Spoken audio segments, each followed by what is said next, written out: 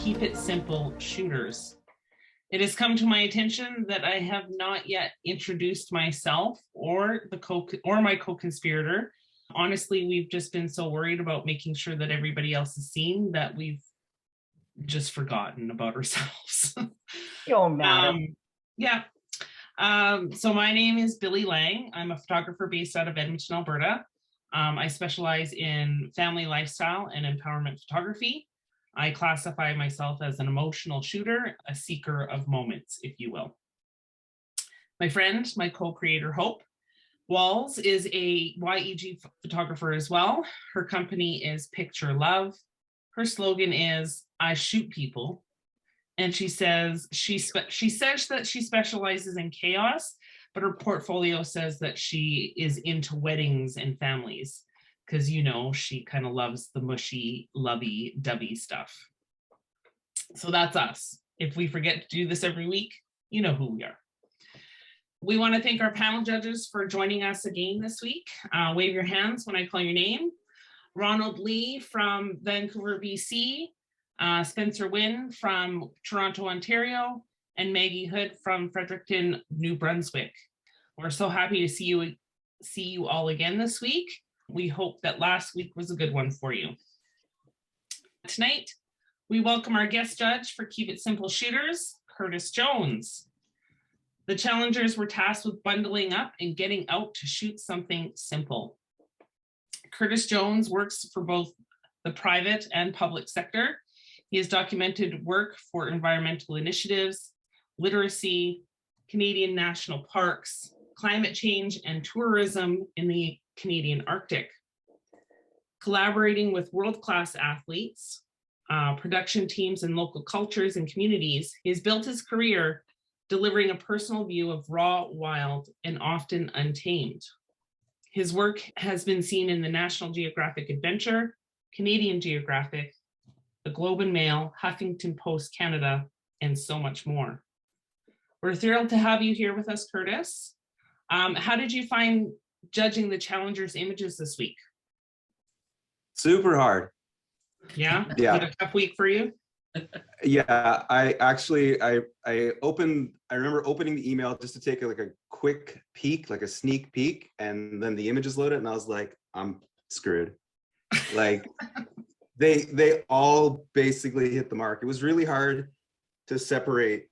So I feel like everybody did a really good job of hitting the challenge. Yeah. Yeah, way to go, guys. And because Curtis believes that you should print what you shoot, Strictly Photonic has graciously offered a 24x36 print of the winner's image. Mike, thank you for being with us here tonight. We only have one burning question for you right now. What was the inspiration behind the name Strictly Photonic? That's actually a really great question.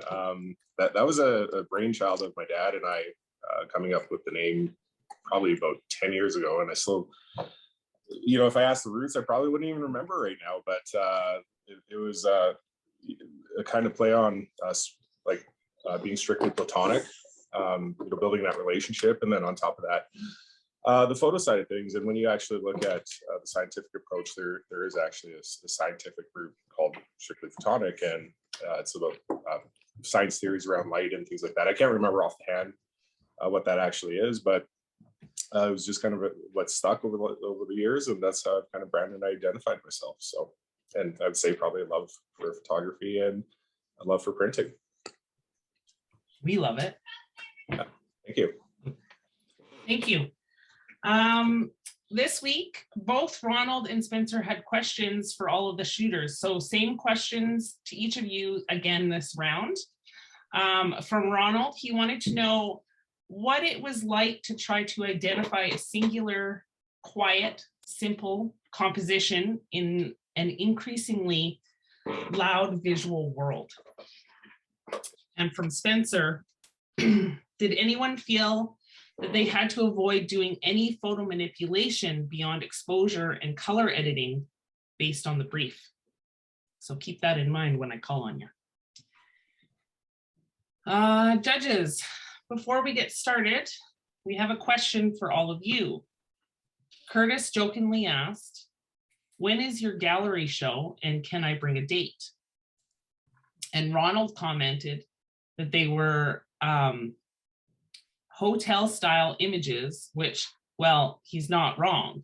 All joking aside, many photographers suffer from imposter syndrome. It affects everything from confidence to what you're willing to price your work at. So the question then is, how do you know you're good enough? And for those of you who have sold fine art images, do you have any advice on how to get started? Yeah. This is probably not the answer you want to hear, but I haven't sold a lot personally. I have sold some, but I don't really have a robust market for selling. That's one of the 2022 goals I have this year, though. I don't really compare myself to others. I know that, and I have fun with Instagram. And in Instagram, I always turn off the likes count because that doesn't mean anything to me. But it really is interesting to see what people like.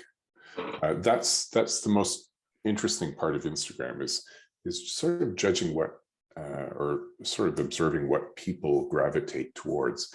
And often I will shoot things that people don't like, but that doesn't matter because it's for me. So if people wish to buy something, and they have in the past, that's a bit off the wall or a bit different, I don't really care, because there might be 100 people that like something which is pretty paltry for a lot of people, but if you fit those 100 people in a room, well, that's a huge number of people. So it's really your perspective. And I just shoot what I like, and if people like that, then that's the most important thing. And I will have a close relationship with those people, hopefully over a long period of time. And maybe they go from a condo to a larger house. They might want to come back and say, you know what, we've got a little bit more space. What have you got? There are certain things that I enjoy shooting, like this, night photography. I do a lot of, and it's not everybody's thing, but it's my thing, and that's all I care about. I agree. What about you, Curtis? Yeah, I mean, I think similar. I think the question of how do you know when you're good enough isn't really it's not really a consideration. I know we all struggle with that, and imposter syndrome is a real thing, but you're already good enough. I mean, you're taking pictures, you're participating in a photo community, you're challenging yourself, you're taking risks, you're being courageous. That's pretty much it. That's my definition of good enough. If you wanted to say, like, what's good enough to sell, or what will people like, again, you can shoot for yourself and it doesn't really matter. You can have a show on your own. It doesn't matter if anyone shows up. It doesn't matter if 150,000 people show up. You can still have a show, so you're good enough. Now, what sells and like the market side of things, that is a little trickier, and it's a business like anything else.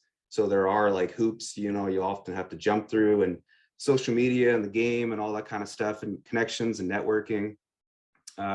So there's no quick, easy path to that. I think if you wanted to focus on fine art prints as part of your business model, then you have to treat it like any other part of your business and put the work in and be patient and, accept rejection and failure as a part of that. Because eventually you'll break through and you'll find a market if you really want to do it. If you just want to print and show things and have shows and things like that, you can do that right now, so I don't know if that's useful or it helps. I mean, if you have very, very specific questions about pricing your prints and who to talk to and stuff like that, like anybody can send me a message, and I just feel like that's probably a bigger conversation. But I started the quick and easy way I started was local shows, local craft shows, local art shows, local art community events, that kind of stuff. Finding and none of it really paid in the beginning. So you basically front a bunch of your own cash, you print things, you show up, you network, you socialize, you meet people, you figure out if you like that or not, and just keep growing from there. Thank you, Curtis. Maggie or Ronald, do you have anything to say? I don't really have any experience in selling prints. I'll sell the odd print here or there, but it's usually somebody requesting, but directly for a specific shot. But because most of my work is portraits and weddings and that kind of thing, I do some like fine art kind of stuff. But in terms of like, how do you know if you're good enough? And I kind of agree with Curtis on this. Like, you're already good enough. You're showing up. You're working at it. It doesn't matter. Nobody gets to choose that level of you're good enough. You know what I mean? There's not an actual bar that you have to go by. So I think it's just about being okay putting yourself out there, right? And it's a nerve-wracking, and we all have imposter syndrome. I go through it every day. We all do, especially scrolling through Instagram and Facebook, and you see all these amazing shots, and but I think just show up for yourself and put yourself out there, and it'll go. I think the other big thing is, if you're passionate about what you're creating, other people are going to sense that in your work, and that's going to help you, push you along. Yeah, 100%. Ronald? Well, I'm a commercial shooter, so most of my work is commercial. So even in my personal work, I'm influenced by a lot of other well-known fine art commercial shooters. So for me, it's not a matter of figuring out if I'm good enough by now. At this point, now I'm looking at each piece and saying, is it up to the quality that I want it to be?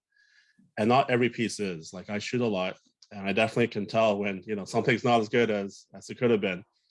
But I'm looking, there's two things I'm looking to do this year. One is licensing my images, and one, the fine art one. I've been dabbling in that for a while, because I have a lot of friends that shoot fine art.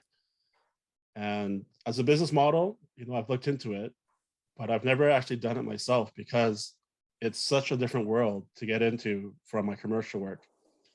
But maybe in my first couple of years, for sure, I might question the level of the work I do.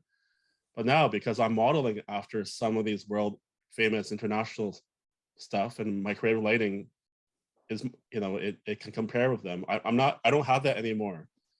But I do have, is this image, I mean, is this image as good as it could have been? And does it, is it worthy of going out there? And there are days where I think, I totally sucked this month or this week. So I'm not achieving to the best I can. So it's a bit of a different approach, I think, from some of the true fine art photographers.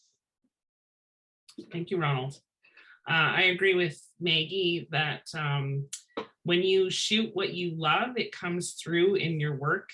You also feel it kind of like in your gut when you're shooting, and that it's good because you're excited about it, right?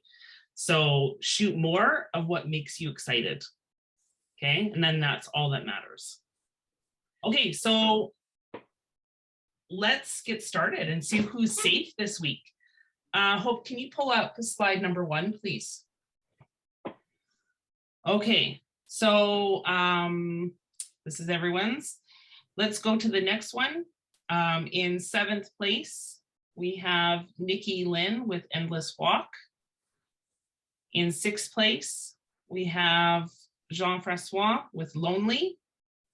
In 5th place, we have Martha with Jamais Vu. In 4th place, we have Kayla with Wanderer. If your name was called, you can breathe a sigh of relief. You are safe until next week. Now, let's see who this week's sharpshooter is, who needs target practice, and who will be leading the firing line. So in no particular order, let's get started. Number 6, please. Thank you. Stacy, silence on the city top. So Stacy, tell us how difficult it was to find something simple to shoot this week. So this was really hard. I am in like tourist central. And not only that, we got like over 60 centimeters of snow. So like we couldn't really drive or anything. So I don't know, it was just really hard, way harder than I ever expected, quite honestly. So Okay. The brief specified not a lot of editing should be used. What effect did that have on the way that you shot this week? I definitely edited. I didn't take the brief necessarily that you couldn't edit. I took it more so like to think before you shoot. So I definitely did edit here Okay, for sure. thank you. Curtis, having too much or not enough negative space can trigger very different emotional cues. Depending on what story the photographer is hoping to convey, in a couple of the images, you felt that the negative space was too stark or too expansive. When you are looking at an image, do you have any tips or secrets on how you go about determining how much negative space is needed to create a mood or invoke a certain feeling? Yeah, I mean, that's a really good point. And that's something that kind of came up with almost every single image. And I will say that that balance of negative space to positive space, it's always sort of a personal preference. That's one of the things about fine art photography and minimalist photography in general. It's not for everyone. And there's this really weird fine line that you're always riding between powerful, sort of emotional with resonance and not quite interesting enough. So, you know, I just want to put that out there to say that this is like, it's a finicky thing and it takes a long time to develop your vision of what that balance should be. So as far as quick tips go, I think it's experimentation, you know, just spending a lot of time out there with the one subject, shooting, you know, a bunch of different crops in camera. So if that means most of your stuff is 35, maybe try it at 70 or 80, or if you're shooting at 80, maybe try to open it up to 24 and see what more negative space gives you in relation to your subject.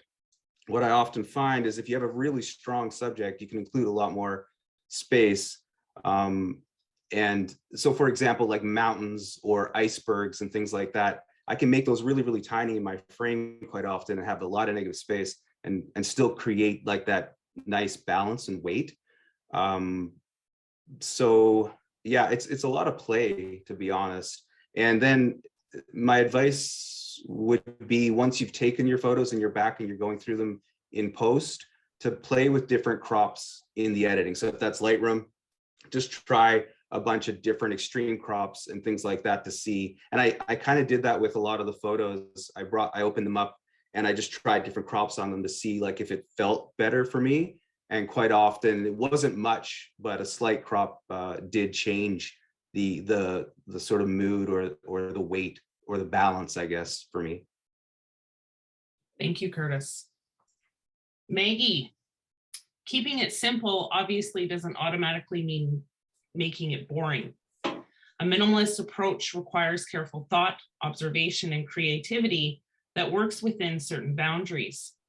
Do you think that the photographer put enough thought and observation into this concept? And is there anything that could have been done to capture your attention and really make an impact with you?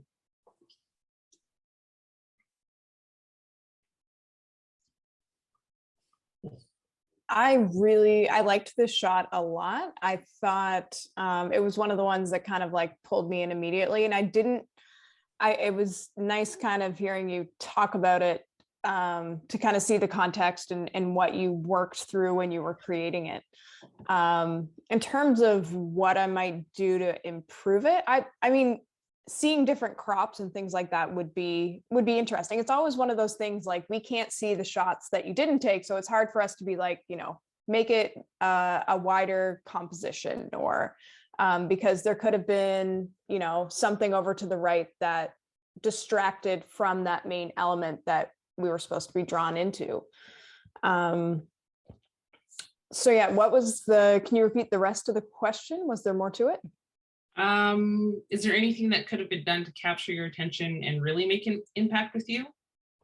I mean, the one critique that I did have on this one is that, like, I love that it's minimalist, you're drawn to the middle, but to me, the snow is so white that it's a little bit blown out. So I might have liked to have seen a tiny bit of detail, but not too much in case it is distracting. But I mean, in general, I really like this one. Thank you, Maggie. Hope, next slide, please. This is Shauna and Fishing for Sanctuary. So Shauna, what was it like finding something free of visual noise to shoot this week? I struggled a lot at first because I think I was really overthinking the whole process. And it wasn't until I was actually sitting with a coffee down at the lake, which is my spot when I go to think, and I was just kind of looking out and I was like, there it is. It just sort of appeared once I stopped overanalyzing everything. Because I tend to do that. So yeah. Okay. And did you find that shooting with no edits order changed the way that you approach shooting this brief? It actually did, because I had found a few abandoned houses that I was really in love with, and I couldn't get a shot straight out of camera that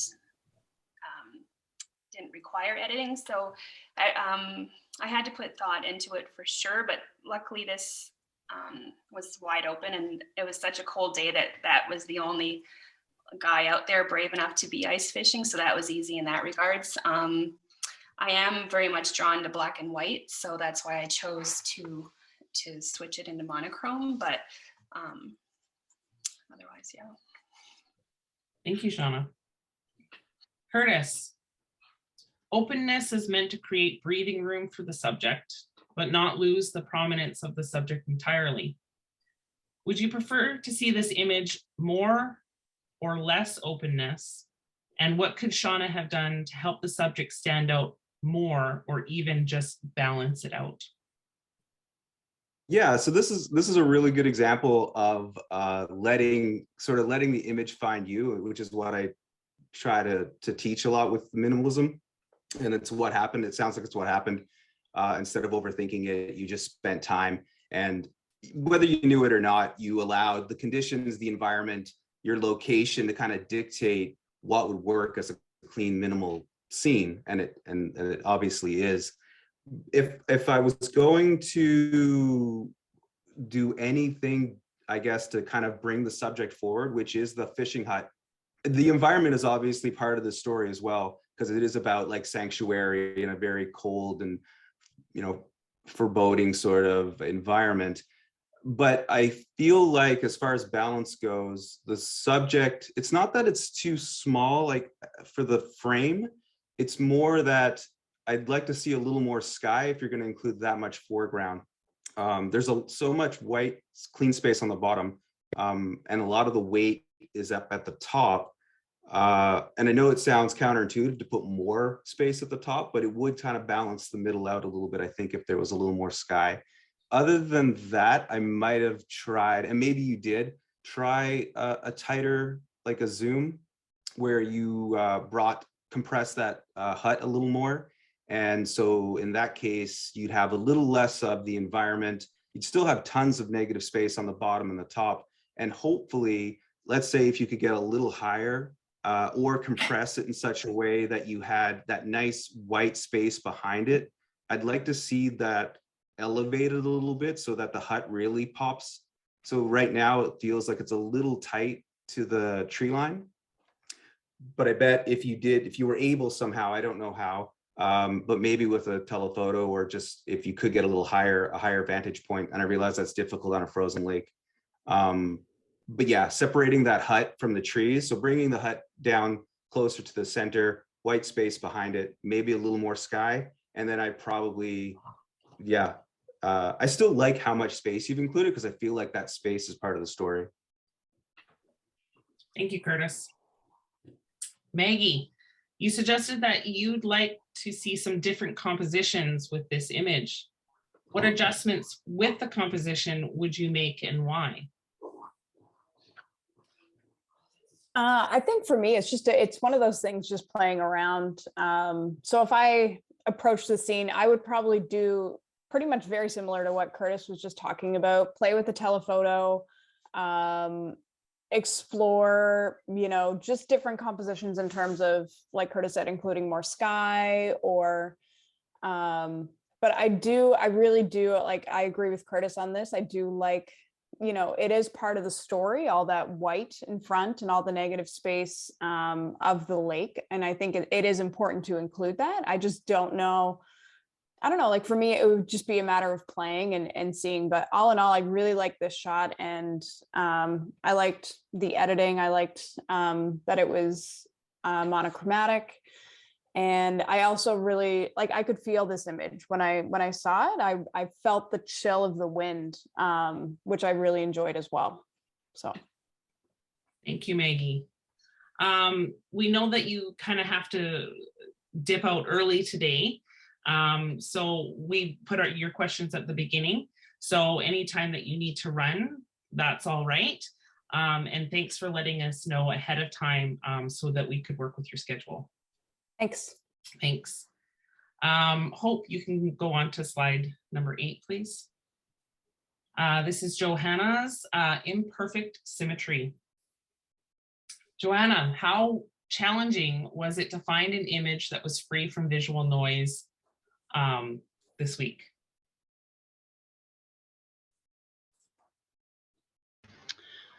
Yeah, I walked around quite a bit the day I was able to get out for, commit the time to try to find a photo that spoke to me. It was with the location that I was at. I was initially trying to get more like environmental shots, but this building just kind of called to me, so I ended up kind of exploring and playing around, and I found that it was actually easier on the building and shooting the reflection off the sky to get that visual noise out of the picture than when I was shooting from a straight on standpoint. It was easier to, sorry, my child just put an ice pack down my back. Yeah, so it was easier to kind of eliminate all of those distractions in the photo by shooting up and getting that reflection, as opposed to just shooting like a horizontal direction. Yeah, which I don't typically think to shoot upwards, like straight up. Perspectives, right? Yeah. So was having to shoot something that didn't allow major editing, was it a challenge for you? Well, as you know, I'm pretty minimalist when it comes to my editing style. So I did appreciate that about this challenge. After two challenges that were pretty heavy on the edits, this is a refreshing assignment for sure. Yeah. Thank you. Curtis, the rule of thirds when composing minimalistic images helps bring the eye from left to right or top to bottom and create balance without perfect symmetry. Can you talk a bit about this image's composition, what you like about it, and if you have any tips on how this image could be improved? Yeah, I mean, I really do love the image. I think that the symmetry is almost spot on. I mean, imperfect symmetry, it's in the title. I mean, you do have some slight imperfections there, but that's part of where you're shooting. But I mean, triangles, leading lines, diagonals, a perfect mimicry of shape, all that, clean space in the top. It's a very symmetrical, very geometric sort of graphic image, which works really well for minimalism. So it's super clean. and well seen. And pointing your camera straight up in the air when the streets are too busy and too cluttered to shoot, that's exactly the kind of headspace you should be in. So well done. As far as advice or tips, yeah, I mean, and again, I realize based on the location, it's not absolutely maybe possible, but I do wonder what the image would look like if the bottom half of the image didn't have that midsection, sort of like middle third area that did have the asymmetrical features, sort of the wobbles or whatever, where the other pieces of glass are coming in. So let's say you found the same shot or a similar shot, except it was a perfectly clean reflection on the bottom, and then you had the top. Obviously that would be a pretty nice, pretty clean image. But maybe that's not what you're going for. Maybe you're looking for 100% clean and then just break that perfection with, you know, a regularity. So if that's the case, this works really well. The only other thing I can think of that I might try is going back to this location. And sometimes with buildings like this, especially at sunrise or sunset, you'll get beautiful light on glass. And so if you have a nice pink sky and kind of this like warm gold glow coming off the glass part, and you can get a clean reflection in the bottom, you can do the same thing with water and puddles or whatever as well. I think there's like something interesting to be done there with color and shape and just nice clean surfaces. So I might try something like that. And then, you know, to go next level with it all, if you want it to go from the abstract and sort of just a geometric shape or pattern and try to tell some story, maybe there's an opportunity to shoot like a plane passing by or a bird or something like that in one of those spaces. And then that gives it that little extra cherry on the top, gives it some story, some context, kind of humanizes it a little bit. But again, that's just if you wanted to try. Thank you, Curtis.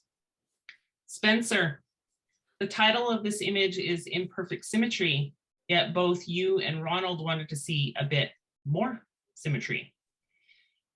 Is it possible that making this more symmetrical might have actually made it too perfect to be interesting? And why or why not? I understand that that what was going on here was to try and find something perfectly symmetrical, and I think intentionally sort of shifting it just a little bit to introduce that little tiny bit, as the title would suggest, of imperfection. But because everything is absolutely perfectly symmetrical, and I mean, I'm looking at the corners and everything is just fantastic, my eye just keeps going to that little part that's not symmetrical and just wishing it was. That's really, to me, that's a bit distracting. Perhaps though, you know, maybe if it was perfectly symmetrical, it would be a bit boring. So there is a little bit of interest in the fact that it's not perfect, but my eye just keeps going there. And so I'm assuming that we're looking up here to the sky. If you're shooting a really great reflection on water or glass, typically the reflection is a little bit darker than the actual sky that you're seeing. So that kind of tricked me up a little bit, because I didn't know, because there isn't, you know, there's a slight darkening on the glass, but I'd like to see just, and I know that there's not a lot of enhancing to be done here, but if that just was slightly darker, it would give me an immediate idea of what was the sky and what was the reflection. But it is a fantastic example of simplicity and minimalism, but I just find that little corner a little bit distracting. Thank you, Spencer. Hope, on to the next slide, please. This one is Bonnie, and it's called The Marker. Oh, bye, Maggie. Bonnie, you shot a few times this week. what was it about this marker instead of your other images that made you feel that this one was the most visually quiet? Oh, you need to unmute yourself, dear. Okay, I didn't have a problem isolating any subjects. The pink house, the famous pink house, it was just not a good subject because there were so many trees and stuff around it. I thought that I was having to do too much editing. So my problem was I wasn't feeling an impact on any of the images that I was shooting. The cat on the barn, I mean, people that were in the chat room will know what I'm talking about, but the cat against the barn was very strong for me. But I felt that there might have been too many opposing textures in it. So I gave it one last shot Sunday late morning and headed out to the lake. And I'd been to that place once before and I spotted the marker, but there's ice fishermen and people walking their dogs and stuff. So I didn't really pay much attention to it. And then when I went back out on Sunday, I thought it has to be this one. So yeah, so then it basically that's what you see is what I shot, other than flipping the frame from left to right. I flipped it horizontally. So my problem was I found too many things. Too many things to shoot. Well, that's good. Too many things to shoot. Yeah.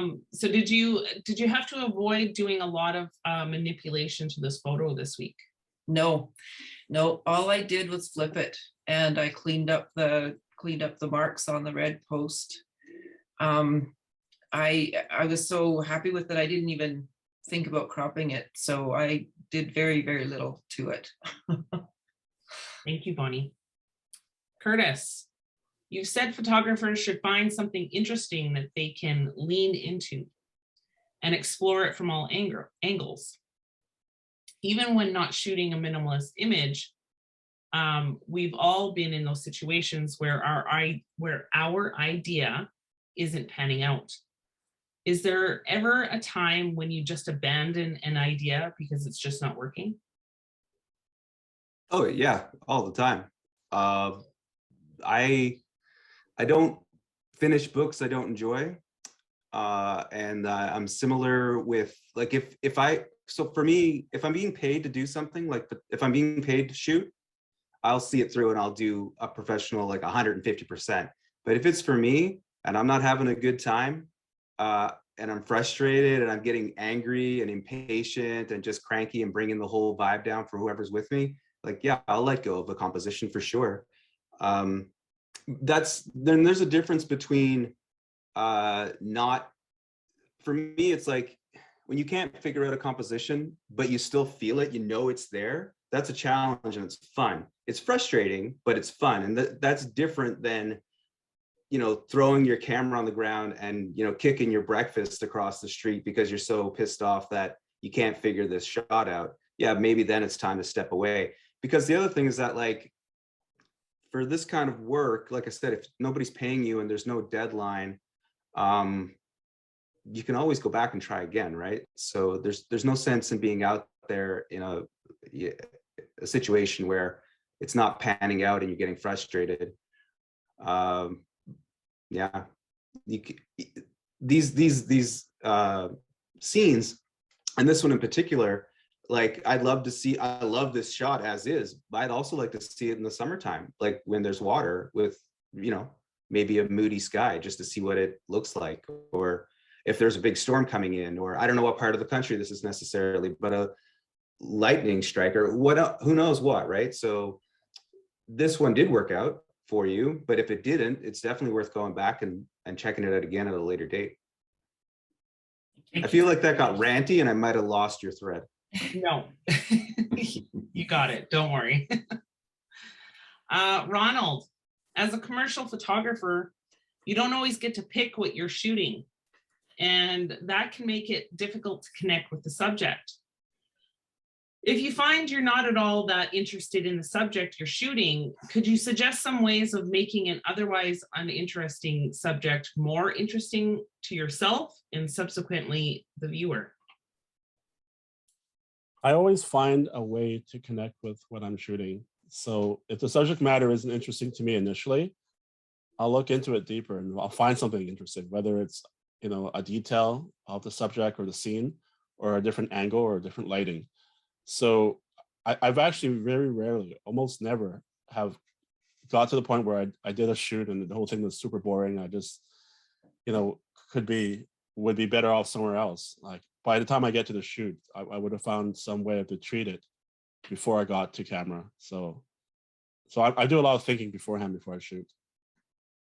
So do you do a lot of research or digging deep into the subject prior to? In some cases I do, you know, if there's a meaning behind it, or, you know, the person has some sort of thing they're representing or emotion. I try to see what the purpose of the photo is and then light it appropriately, get the composition elements that will show off what we're trying to show. And if it's something that I can look at and think, oh, this will look good or this will look cool just by looking at it, then I don't really do too much research. I like to have a discussion with whoever's in the photo or whoever's hired me about what they want.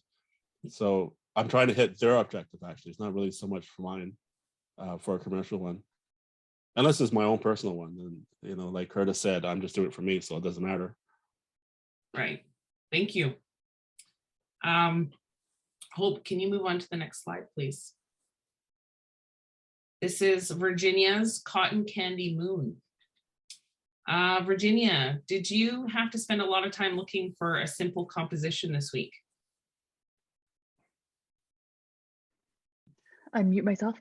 So this one, I fully did not plan. I was driving my kids to school on Tuesday morning and I saw the gorgeous full moon and the super pink sky. And I literally was like trying to get them to school as fast as I could so I could get home to get the picture. So I think I was out at the end of my street for like 5 minutes. And yeah, so it was, I just kind of saw it and I wasn't even actually planning to use it for this week. And then every time I took a different picture, I think I went out 3 or 4 times after this, I just kept coming back to these pictures. So I ended up going with it. So yeah. So on a week where getting it right in camera was key, could you explain the conundrum that you had whether or not to nudge the moon or not? I struggled so hard. Everyone knows, everyone in the group at least. So my very first shot was lined up, but all of my settings were wrong. So there was motion blur in the tree and the moon was overexposed. Immediately I fixed all of my settings, but then the moon, my daughter's yelling at me, sorry, I don't know if you can hear her, but so I did not realize how quickly the position of the moon in the sky shifts. So the picture I used was literally, I think 90 seconds after the first one, and it had shifted over pretty significantly in the sky. So I had to make the choice between using a photo that I knew had the correct settings and was looking the way I wanted it to look, and using one that wasn't. So there was issues with each one. So I chose to go the one with the right settings and just give it a little nudge. And I struggled a lot with doing that because from the brief, I felt like I should have gotten it perfect in camera, but I couldn't really move from where I was because I would have been in the middle of the road during rush hour in the morning. So that would not have been safe. Safety first. Yes. Thank you, Virginia. Curtis, negative space is an element that determines how freely the eye moves about the image, how it directs the eye to a place to rest.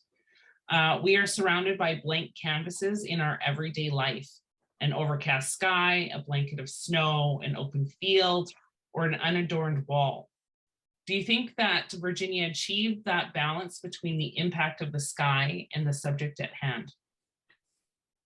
I do. I think that this is actually really well balanced. There's this is what I was talking about earlier about things can be small and seem somewhat insignificant, but they take up a lot of weight in our brains. And the moon is one of those things, just like the human figure is one of those things. Anytime the moon shows up in a photograph, it will take attention.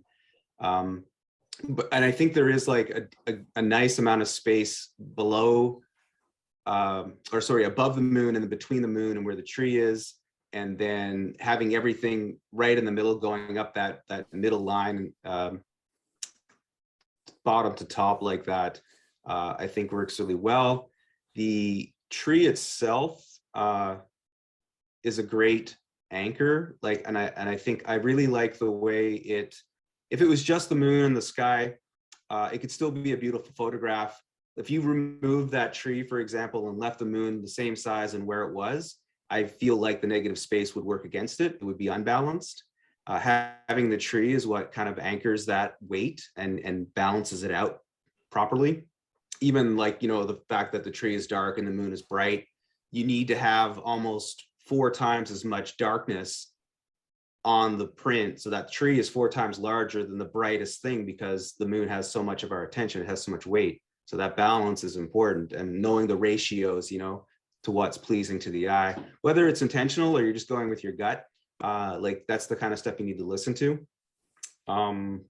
But yeah, I like the way it's balanced, and I like the way that the space is used in this photograph. If the moon and the tree were, further to the right, or if there was less of the tree in the scene, if the moon was twice as large, I don't know if it would work as well. I could be wrong, maybe, but I feel like this is like the best ratio for this crop. Thank you, Curtis.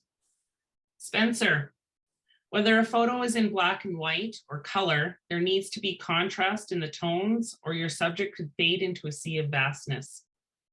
That contrast should feel both harmonious and bold. How well do the colors complement the simplicity Virginia was hoping to achieve? I love black and white images. And where I make the distinction between what should be color and what should be black and white is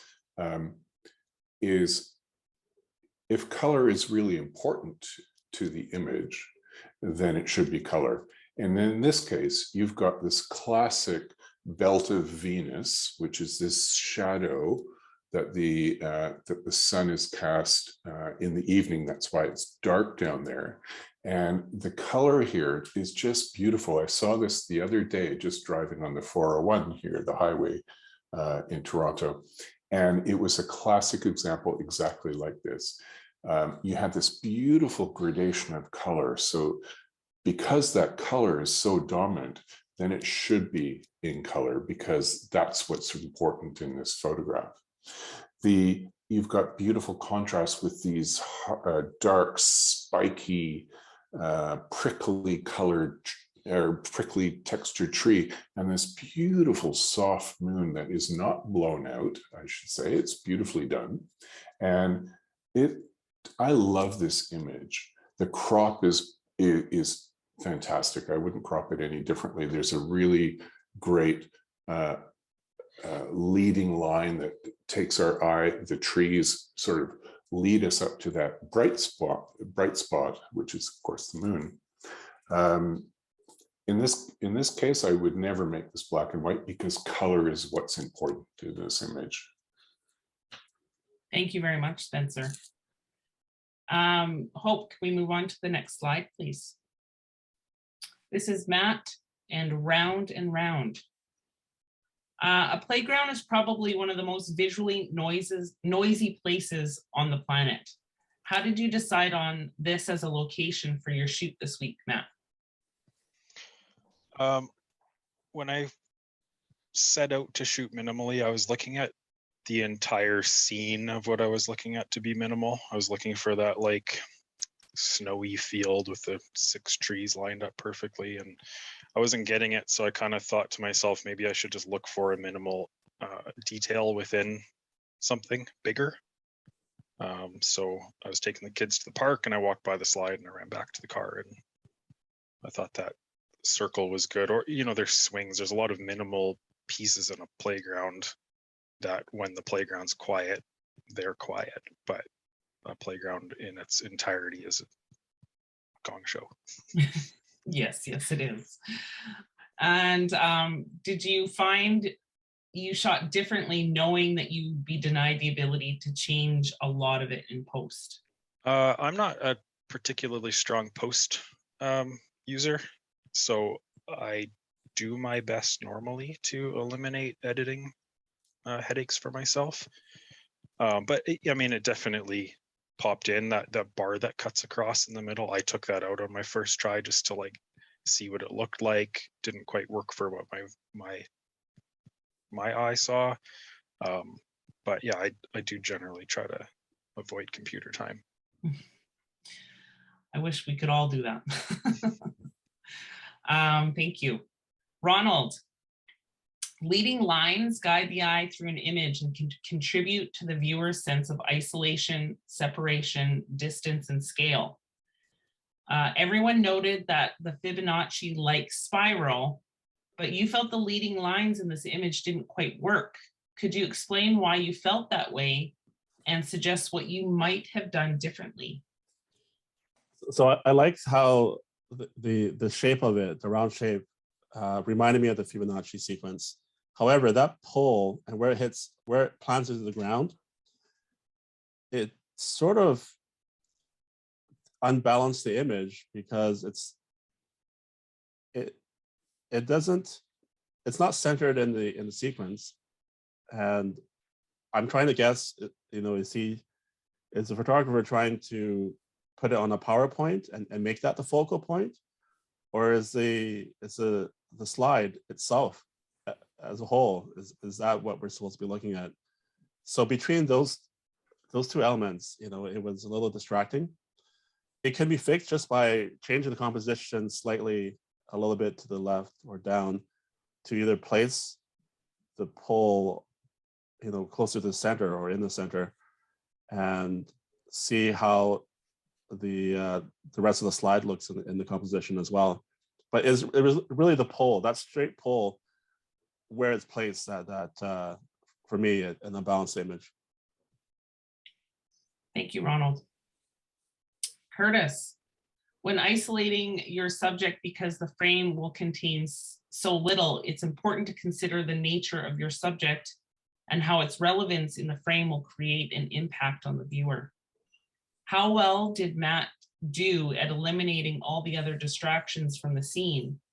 And did he do a good job of connecting you with the subject? Yes. Yes. Well, he did well. I was ready to answer your first question with he did well, and then I answered your second question with yes. But okay, so moving past that stumble, what I really liked about this image, I mean, it's very clean. Yeah, the spiral is there. It's a wonderful frame, and I really love the fact that you created something clean in chaos. I agree, like a playground or a city park or whatever. It just seems like it would be a nightmare for a minimalist photographer, especially if you're responsible for any of the kids that are there, to do that. So good job. But what I really liked or loved about this image is your, I'm assuming, intentional crop to just show the legs and the sneakers. Because for me, as far as the placement of the subject, so at the top of the slide, so you're anticipating the movement of the child going down, but you're not actually showing the child. You're only like giving it the impression that there is going to be action coming into the scene.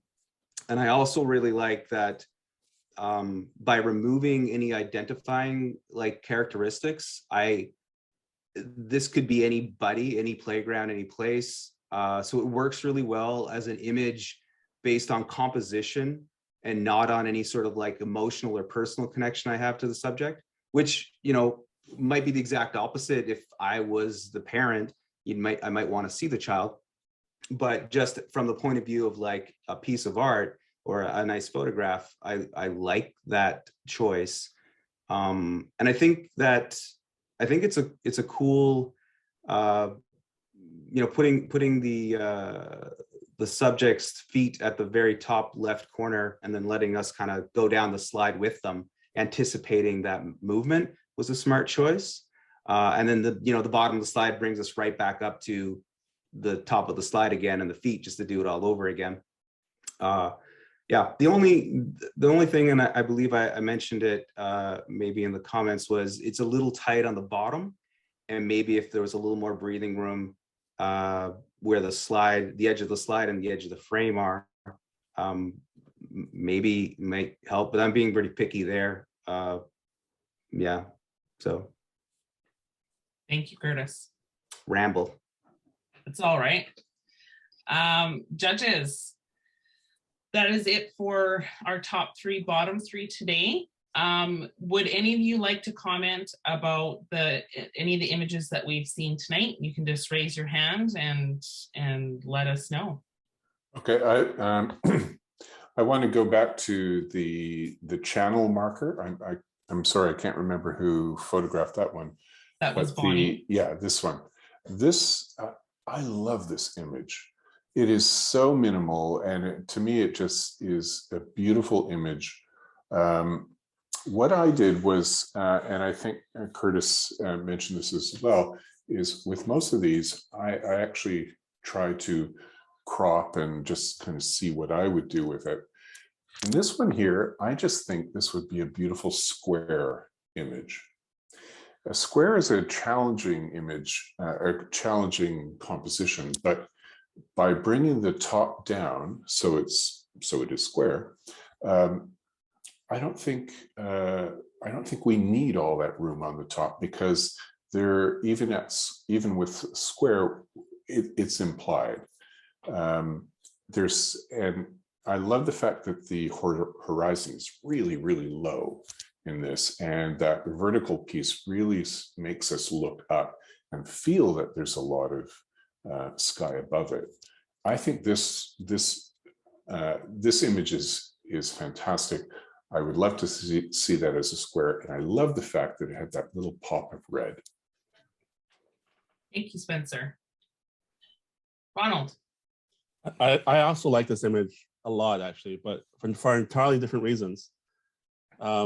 There's so much going on in this image because of all the detail, like from the sky to the snow. The only thing that's out of place is the actual marker. So if I thought if the photographer placed the marker a little, if it could be higher in the frame and on the PowerPoint on the third, it'd be effective. But I also thought the whole image as a whole, if the marker wasn't in the image, it would accomplish the goal, even stronger wise. But because I looked at this image like 100%, and it's so incredible how much detail the photographer left in it. Nothing, it's not really blown out. The texture in the skies is awesome. Like I really enjoyed like spending time looking at this image. It's just that one pointer is not in the right place for me. Thank you, Ronald. Does anybody want to talk about any of the other images tonight? Can you bring them up again? Another one I really enjoyed was the figure walking. Obviously, it was an aerial shot, walking down that path. You've got these, beautiful leading lines to the horizon. Great shot, beautiful, beautiful colors. I would love to see the shot just raw, nothing done to it. Just out of curiosity to see what it was like. I really, really like this shot. That figure is so tiny in that photograph. I wouldn't want the photographer to crop in any closer because we're going to lose that nice shape. But if the person were doing something, I don't know, and I think I wrote it in the comment, I don't know, lying on the ground doing a snow angel or something to make that person larger, that would really help. It is a lovely, lovely shot. I love the colors in that one as well. Thank you, Spencer. Okay, so we are going to move on to the bottom three tonight. So our bottom three tonight are Joanna, Maggie said that she loved the symmetry of this image. Bonnie Curtis said that the use of one single strong color as a pop of interest is well done here. And Stacy Curtis says, you've done a good job at finding a subject traditionally not thought of as interesting or beautiful and made it compelling. So, Joanna, Stacy, you are safe from elimination. Bonnie, we are so sad to see that you've been eliminated from the challenge. We have a feeling that you may continue on by continuing on with the challenges and give those a try. And we absolutely love that. We hope to continue to see you in the Discord chat and that you continue cheering on your fellow challengers. Judges, do you have any parting advice for Bonnie? Bonnie, just keep shooting. Mhm. That's my advice. Basically, there's different tastes, different genres, and the more you shoot, the more you'll find one that you really, really like doing, and you'll find an audience for it. Thank you. Yeah.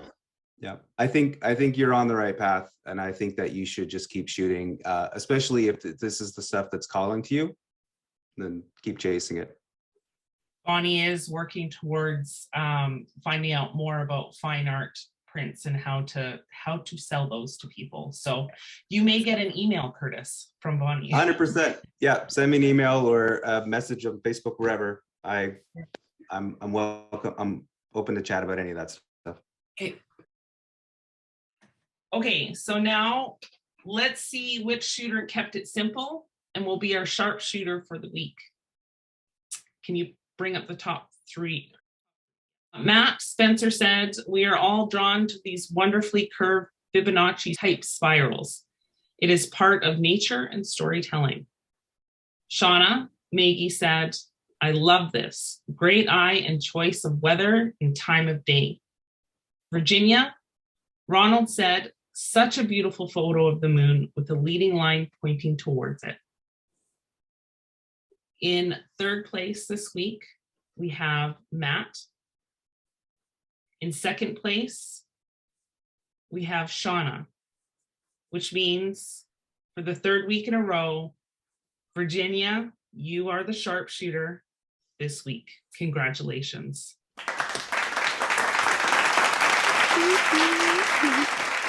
I did not expect that this week. Virginia, Sorry. how does it feel to be the sharpshooter yet again another week? My heart's like racing right now. I don't know. It feels like a lot of pressure. But honestly, like with this one, I just went with my gut. And I think I cropped this image about 1 million times, and I just love it so much. So I was gonna print it no matter what, whether I won this week or not. So it's going on my wall right above my computer. So I'm so happy. Yeah. So there you go, Mike. That's the image that you get to print this week.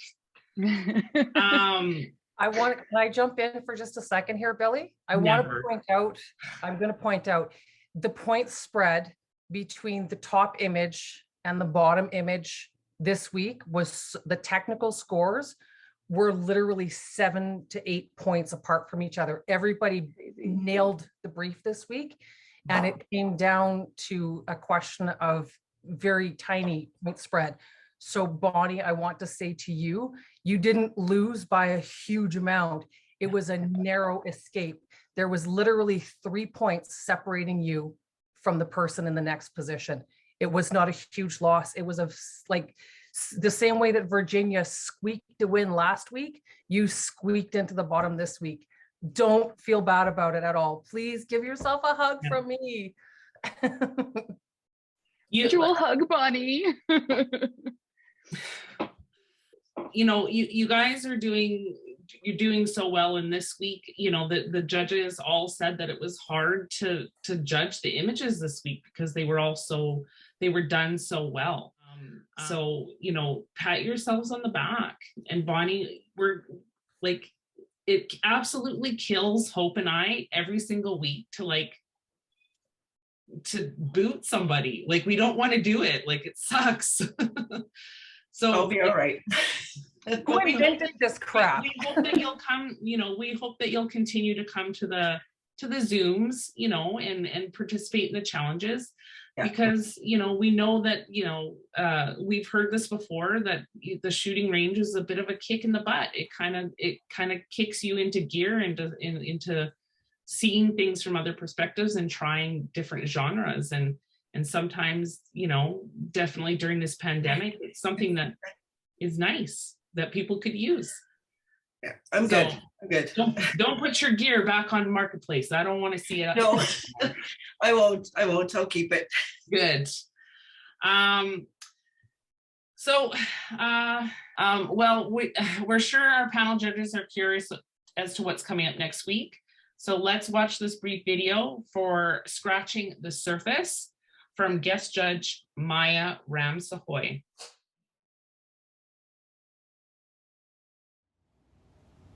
Hello challengers, congratulations for making it to week 4. My name is Maya Ramsahoy and I am your guest judge for this week's challenge. Little bit about myself, I am a model, makeup artist, and pageant competitor, and I'm so excited to be here to have the opportunity to witness all of your creativity and skill behind the camera. This week's challenge shifts from a technical viewpoint and looks more into deeper meaning. We're looking for you to layer your images with so much more this week. So before I start explaining the challenge, I'd like you to think about one word: judgment. We judge people all the time and sometimes don't even notice it. And of course, we're judged individually on the daily basis. Are you good enough? Do you have what it takes? Have you been sectioned into a category where now it's very hard to overcome certain stereotypes? This is something we all struggle with every day.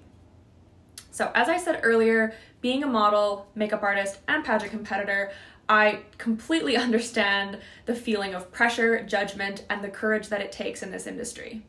I have heard all the stereotypes and can pretty much guess everything that you're thinking right now, positive or negative. I've heard it all. I am a national delegate for this year's Miss Universe Canada, and for this competition, I will literally be judged on if I have the elegance, intelligence, and poise to be able to represent Canada. The way I hold myself, the way I speak, the way I approach certain situations is all going to be taken into consideration if I have what it takes to hold this title of Miss Universe Canada. So I understand pressure and judgment. Pursuing a career or a passion that appeals to you takes a lot of courage, for it may not always grant the most support from those around you. I wish I could sit here and tell you how to be able to pursue your dreams and not have any fear or worry about what someone else is going to say. I wish I could give you the magic cure for not having any fear or worry, but I don't even have it myself. But all that I can tell you is, at the end of the day, there will be people who support you and people who don't think that what you're doing is exactly their cup of tea. So would you rather make yourself happy and then regain the support and excitement from those around you who want to be included in your journey, or defy something that you want and end up not taking your journey at all? Now let's get into this week's challenge. This week's challenge is to get you digging, not just for how creative you can be, but also how much you're willing to get to know somebody. To create the image that you want for this week, you really need to connect with someone, to work with them, to be a team. Have them know why you do what you do, and then ask them why they do what they do. This week's challenge comes from connection and the willingness to look beneath the surface. This week's challenge is for you as a photographer to work with models who, in the industry, photographers and models work alongside each other most of the time. This week's challenge is about getting to know who your model is, not just from talking to them, but who they are. Can you tell who they are from the photo, from the image, from their expression? This means you'll have to go out into your community and meet people, or connect with someone who you know may benefit from this experience of expression as well as you might. Being able to pursue something together and being able to do it as a team. Find someone who is just as passionate about putting their mark out into the world as you are. As a reminder, this is a budget of $0. In the modeling world, there's something called TFP. This means time for prints. So it is the photographer's time and skill behind the lens and the model's time and skill in front of the lens that cancels each other out in the form of payment. So as I said, zero money involved. Now I'm sure this is a little bit out of your realm and a little bit intimidating, but don't worry. I've created a couple videos with tips and tricks for photographers and for models to be able to give you some insight if you're feeling a bit lost. But one of the most important things in this industry that I can tell you is confidence. So believe in yourself and then showcase it. I'm so excited to see what everyone has to create. So thank you so much for listening to my spiel, and I look forward to connecting with you. And just a reminder, images are due January 30th and live mentoring will be on February 2nd. Okay. We want to thank Ronald, Maggie, and Spencer for being with us tonight. Thank you to Curtis Jones for bringing minimalism into our competition this year. We think that this brief really changed the way that the shooters will approach their craft going forward. We want to thank Ronald, Maggie, and Spencer for being with us tonight. Thank you, Curtis Jones, for bringing minimalism into our competition this year. We think that this brief really changed the way the shooters will approach their craft going forward. And of course, a big thank you to Mike from Strictly Photonic for providing a fantastic prize for the winner this week. More details on Strictly Photonic and the prize, and it will be available across social media on the sponsor spotlight on Saturday. That's it. That's all for tonight. We hope everyone enjoyed keeping it simple this week. Good night. Good night. Bye.